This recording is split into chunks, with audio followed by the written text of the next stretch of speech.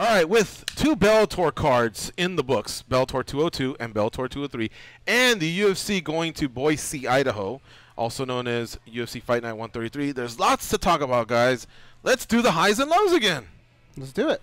Goes, you lead off this time. My high was definitely Chad Mendes getting that finish. I love the fact that Chad Mendes is back and gives, I mean, this is a quality fighter who's now back. It's a contender. He jumps right back in. The way he did it, we all know he's a wrestler, but he did it with his hands, the emotion, Team Alpha Male getting behind him. That was my high, him coming back and just bringing fresh air into that division. My low, unfortunately, I hate to see this, and I think sometimes we forget how brutal our sport can be, but Eduardo Dantas' leg snapping the way it did, that's just tough to see. Losses, just being KO'd is tough.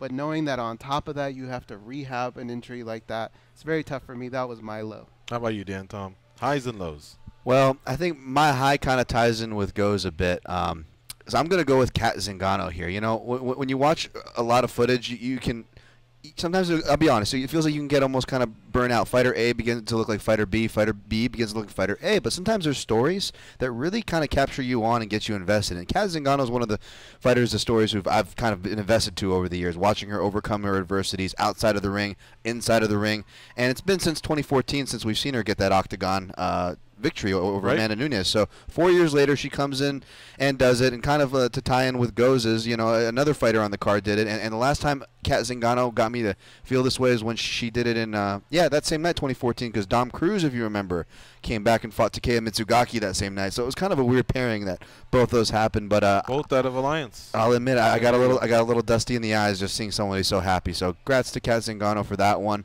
But the low was for Justin Scoggins. Now I'll say this because Justin Scoggins was a guy who I actually had pegged to be a dark horse, to be one of the guys who I felt had a good chance of challenging DJ to be that fresh face in that flyweight division, and he suffered three defeats, in a row, and got another one that a lot of people thought, including 100% of the media on the media scores, that he should have won this last weekend against Saeed Nurmagomedov. So decision losses for the win-loss bonus is tough, but especially for a guy, 3 losses, a lot of potential.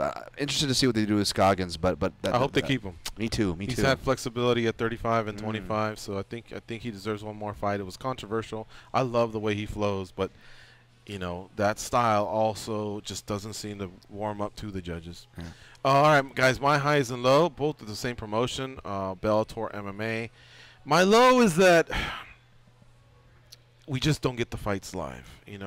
Forget about the West Coast. I have DirecTV, so I get to catch them live. So Friday night's event, I was good.